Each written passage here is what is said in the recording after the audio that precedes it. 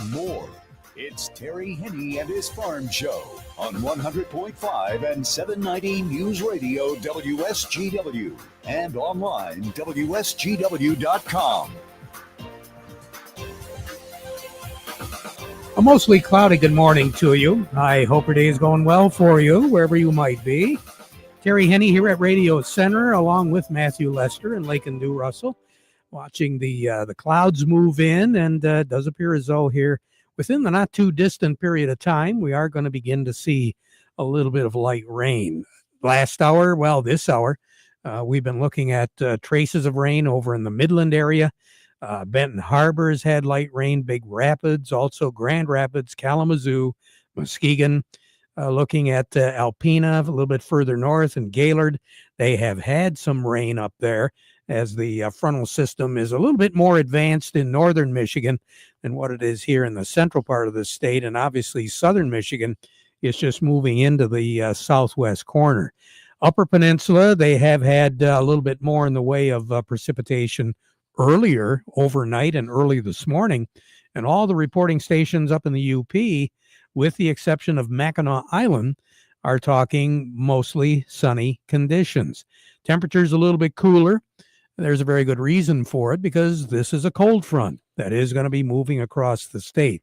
Fortunately for us, and for a lot of folks that really didn't want to see 50s and 60s anymore in the afternoon, we're not going to have to contend with that. We are going to be looking at temperatures a whole lot closer to average, which is 75 in the afternoon and 55 at night. Much needed rain shower activity for a lot of producers. We do have some subsoil moisture that's more than adequate, but we do need some surface moisture, and hopefully this will get us going.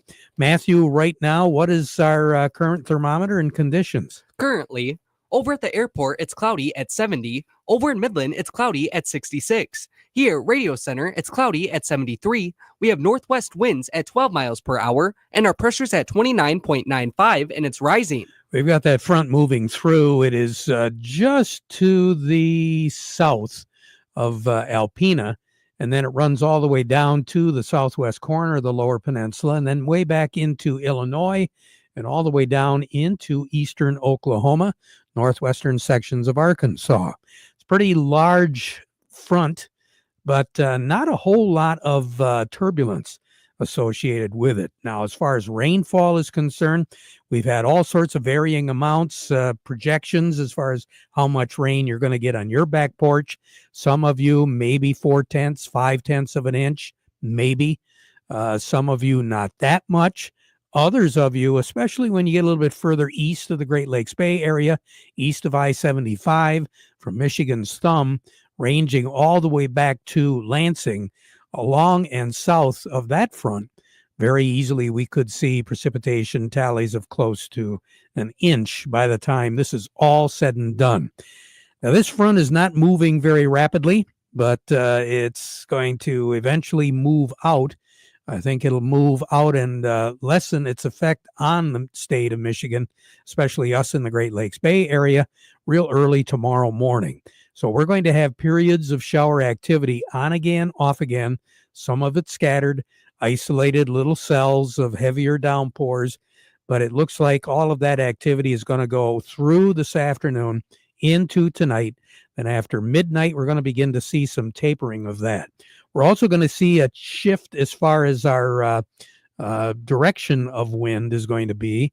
Ahead of that front, we've got south and southwest winds. Once that front moves through, it's going to be a lot more northerly, but we're not looking at any real strong wind gusts once it does change and come out of the north and eventually out of the northeast overnight tonight, somewhere between 5, 6, 7 miles per hour as far as our wind speed goes later on this evening and into the overnight hours. Now, tomorrow, we're going to have a chance of seeing a widely scattered shower. The best chance is going to be the southeast corner of the lower peninsula, but partly cloudy skies as we move through the day tomorrow. A northeast wind that's going to continue to clear, but it's only going to be about 5, 7, 8 miles per hour. Now, after a low of 56, we're going to be looking at a high temperature tomorrow of right around 75, 76 degrees. So not all that bad. As a matter of fact, that's what's average for this time of the year. So middle 70s for a high tomorrow, becoming mostly sunny. Partly cloudy skies on Thursday night. We'll still have that northeast breeze, but it will be light, 5, 7, 8 miles per hour. That's going to be it. Then on Friday, we're going to start off with partly cloudy skies. Still, we're looking at a high temperature on Friday of 74 degrees. As we go into the evening hours on Friday, there is going to be an upper air disturbance that will affect our weather on Friday night, but very slight chance of any precipitation, more in the way of clouds than anything else. After a high of 74 on Friday, we'll drop down to 54 for a low on Friday night. Then Saturday, well, there might be a chance of seeing a scattered shower as we go into the early morning hours on Saturday. Middle 70s for a high, low 50s for a low on Saturday night, partly cloudy skies. Then on Sunday, we'll start off with sunshine.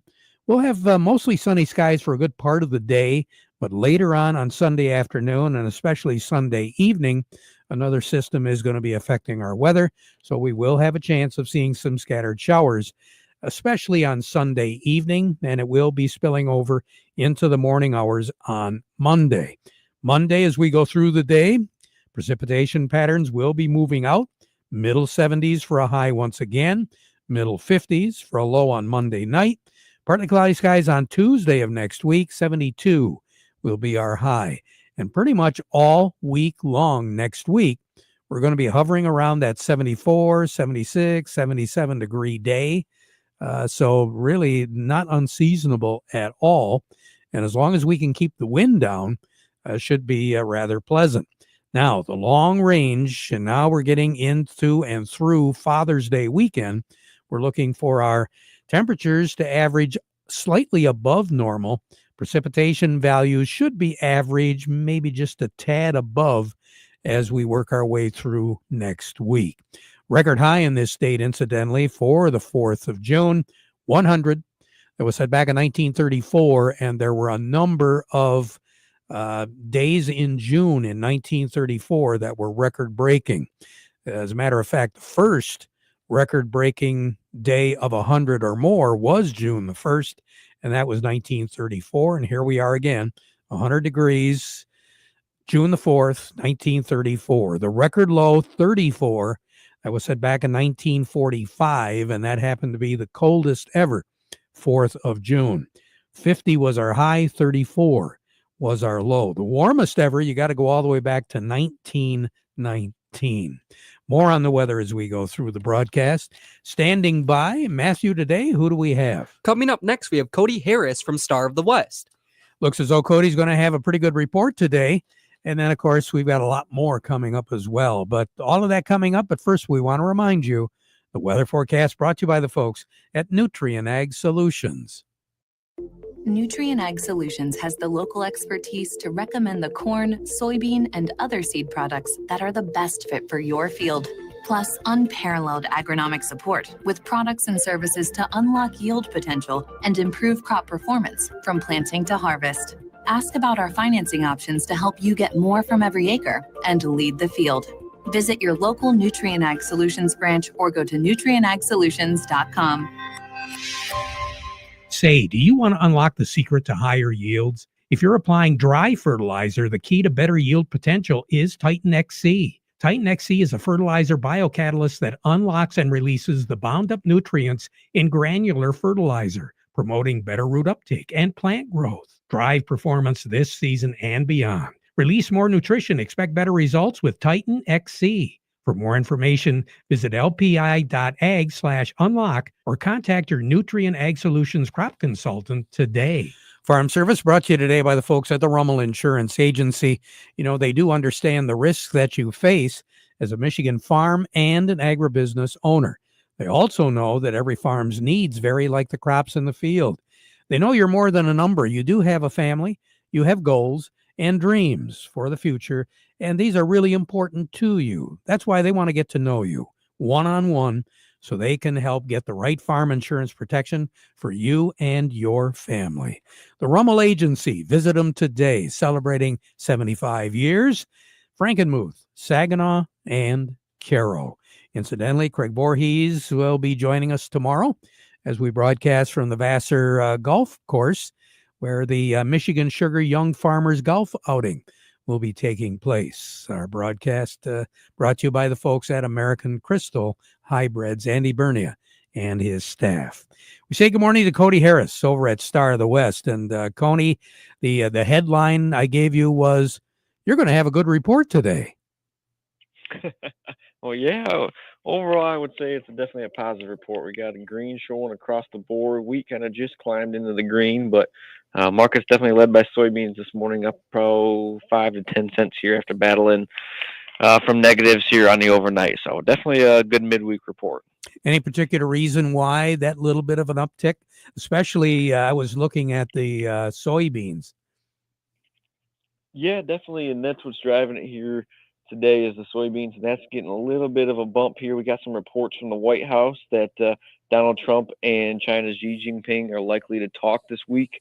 That's definitely giving the market some hope, and any kind of news coming out of there that would be beneficial or even towards some kind of a trade deal, especially in the soybean arena, is definitely going to look as positive. So I think you got a little bit of hope in the market with that. But overall, like you were saying, that weather that's kind of coming across the country, that's been beneficial for all crops, corn, soybeans, and wheat in the ground. So this is kind of really the only thing that's kind of making the market jump here this morning, Terry. As far as mentioning negotiations with China, I don't know if you've noticed, but a lot of rumor mills flying around about Ping not necessarily being around too much longer to head up the Chinese country. I have not heard that. So that's definitely something that maybe the market's getting a little excited about. I'll have to do a little more digging into that. So that could be maybe another factor why these are maybe taking a little longer than expected. So that's definitely something to keep an eye on. Yeah, and again, it's like I say, rumor mills, whether it is or it isn't, I don't know. But we trade on rumors, don't we? In today's day and age, yes, that is very, very true, Terry. It seems like it actually almost reacts more to rumors than the actual fact here nowadays. Well, you got that right. So right now on the board, what do you have? Yeah, currently at the moment, I got cash wheat up a penny, 527 on the white, 452 on the red. New crop wheat also up 1, 527 on the white, 452 on the red. Then looking at corn, cash corn's up 2 at 380.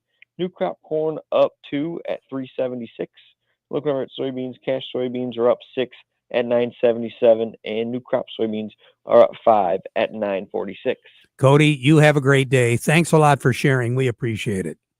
Yeah, thank you. Have a good day. Will do. Cody Harris over at Star of the West. No Doug Klein today, so taking a look at Chicago Board of Trade, we are seeing that the corn right now is up a penny on the July contract. That would make it 439.5. Corn September contract 4.25 up a half. That's up 2. Soybeans are right now at 10.47 3/4 on the July. That's up 7. The soybeans on the August contract up 6.25. That would make it 10.40.5. Wheat up 2.5. July contract is at 5.38.5.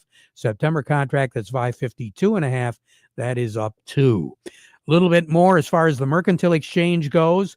The feeder cattle right now are up $1.52.5. August contract is at 302.75.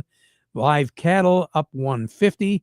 That makes the July contract there at 217.47.5. Pork complex down a little bit, down 22.5 on the June contract at 100 even. Crude oil is up just fractionally. We'll make it 1.5. July contract is at 63.42.5. Market report brought to you by Thumb Bank, working with agriculture since 1895. Remember, farming today has many challenges, and Thumb Bank keeps up with those changes as well as industry trends and the changes to your operation. Thumb Bank now in Freeland, 13 locations throughout the Thumb and the Great Lakes Bay Area. Thumb Bank, where relationships are built on trust. Market report also brought to you today by Steiner Tractor. New parts for old tractors, they're made easy. You know, they do take their job personally at Steiner Tractor. They understand how your life and job both stop if that tractor stops running. Give them a call today, 800-234-3280 or steinertractor.com. We'll be back with more right after this. It happens after every commercial building gets built. That looks great, boys. Wow, what a change. The owners are going to be thrilled. Even after cleaning out the garage or shed.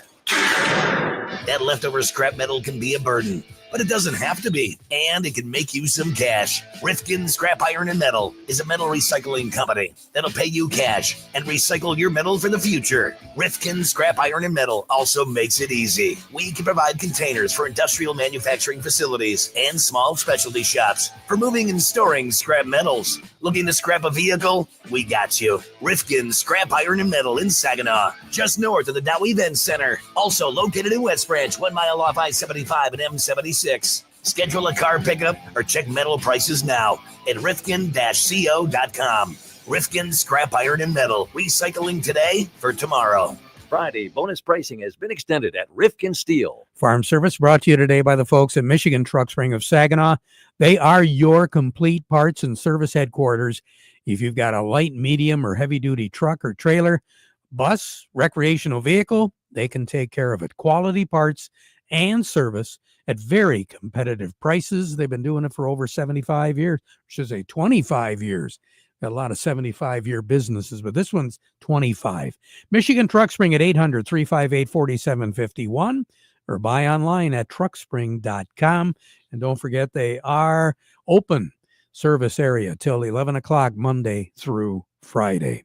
We say good morning to Joe Kramer, Executive Director of the Michigan Bean Commission.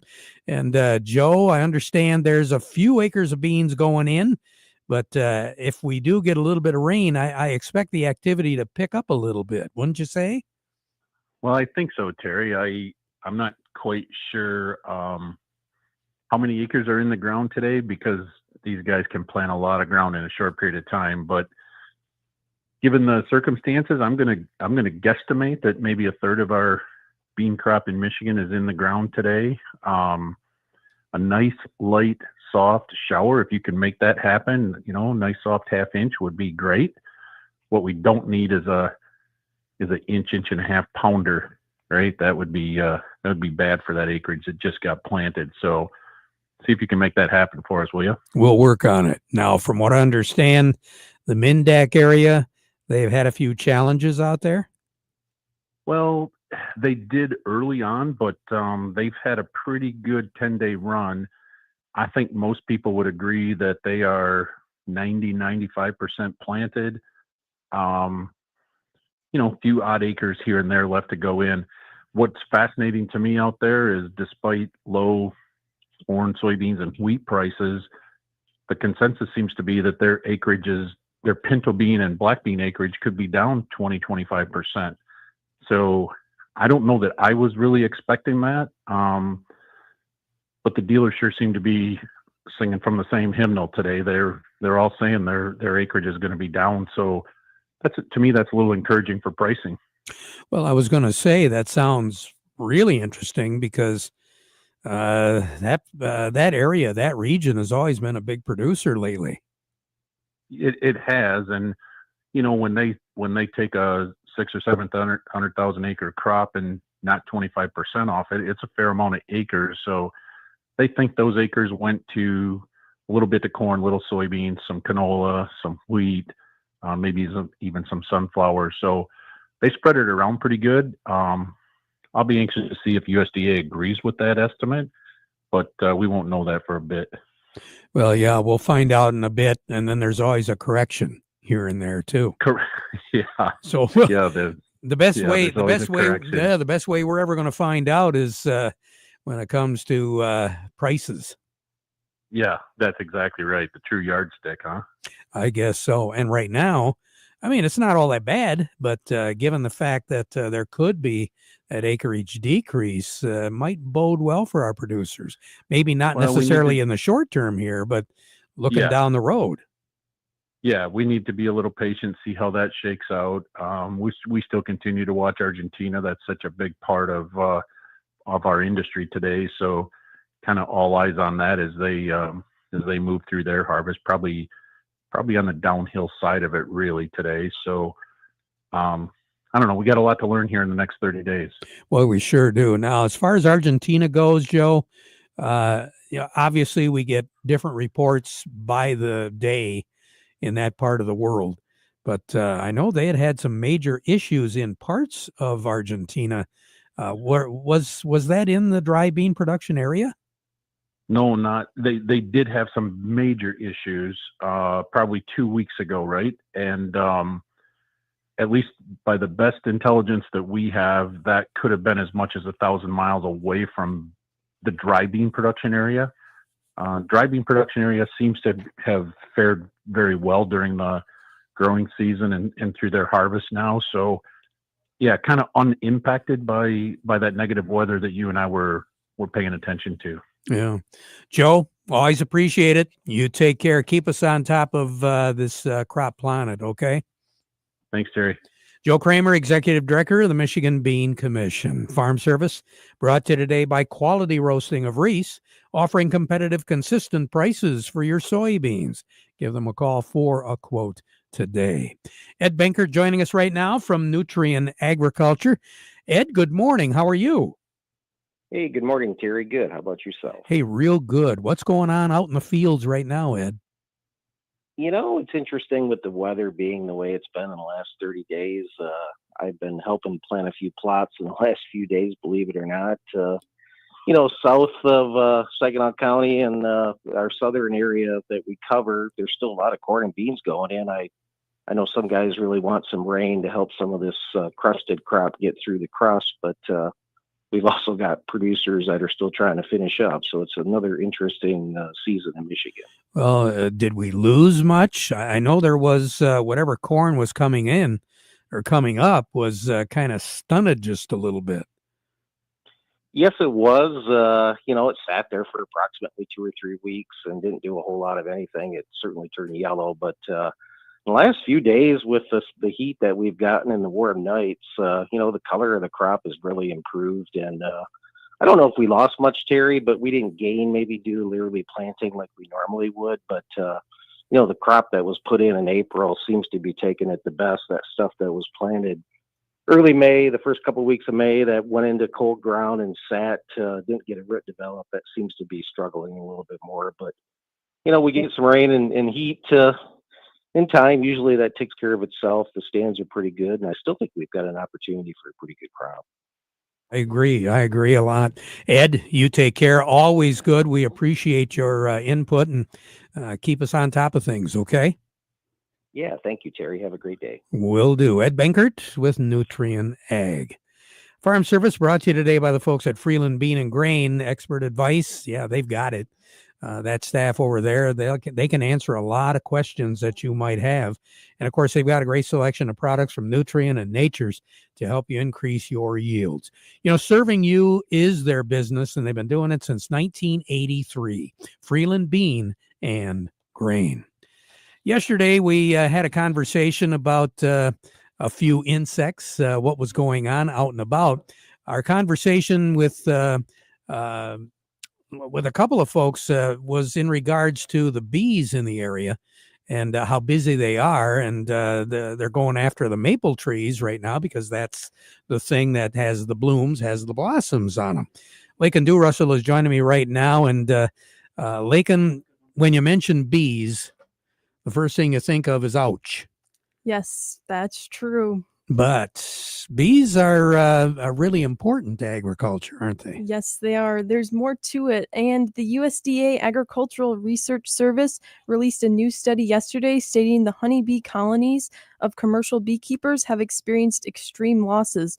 Roughly 7% of all U.S. hives have reported losses, averaging over 60%, with an estimated financial impact of $600 million. The cause appears to be a high level of viral infection in the bee colonies carried by parasitic mites, which might have resistance to a common treatment used to fight the virus. A wide variety of crops and more than 1/3 of U.S. produce uses these key pollinators. These findings highlight the need for new integrated pest management strategies for the health of our bee colonies. Yeah, so we're going we're going beyond the ecological thing here as far as preserving the bees. We're preserving the bees so we have food. Yes, they're a big part of our food supply. Yeah. Macon, thank you very much, You're Lakin. welcome. Really appreciate it. Lakin Do Russell here talking about the bees. On the line with us right now, we don't have Chuck available to us right now, Matthew. All righty. Let's take a quick break. We'll be right back. I'm Steve Cook from Cook Chevrolet with some very interesting information for car shoppers. Right now at Cook Chevrolet in Vassar, you can lease a 2025 Equinox EV, that's right, an all-electric Equinox, starting at a remarkably low $175 a month. Is it possible to lease any other vehicle, electric or gasoline, for less than $175 anywhere in America? And right now, we also have a great inventory of gasoline Equinoxes ready to go. And please do not forget that at Cook Chevrolet, you can still lease a Chevy Silverado pickup starting at an incredible $212 a month.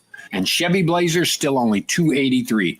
If you're serious about lowering car payments, you need to get out today to Cook Chevrolet M15, top of the hill in Vassar. Payments based on GM employee and family lease, 10,000 miles per year, and includes all rebates. $2,000 cash down plus first payment and tax due at signing. Visit us on the web at cookchevysuperstore.com. Chevy, together, let's drive. And Lakin, one other thing that you have, I guess we have a virtual tomorrow morning. Yes, there's a virtual breakfast with the MSU Extension Field Crops team, and tomorrow morning at 7 a.m. focusing on wheat fungicides with MSU Wheat Systems Specialist Dennis Pennington. RUP credits and CCA credits will be available at tomorrow's meeting. To attend the virtual breakfast, register for free on the MSU Extension Field Crops website. Lakin, thank you again. We appreciate it. We'll take this 30-second break and then be right back. When I grow up, I want to be a race car driver. My mom says I could be an astronaut. Someday, I'm going to be turned into sugar and made into the world's stickiest, sweetest lollipop ever.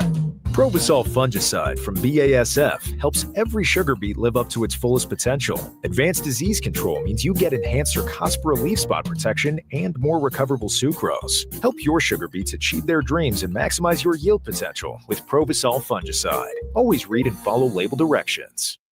Unable to talk to Chuck Cervinsky right now today, but obviously we will be talking to him on Friday, so stay tuned for that. Back at 12:30 with an update. Now we conclude our program with the playing of our national anthem, brought to you by Euclid Avenue Coin in Bay City.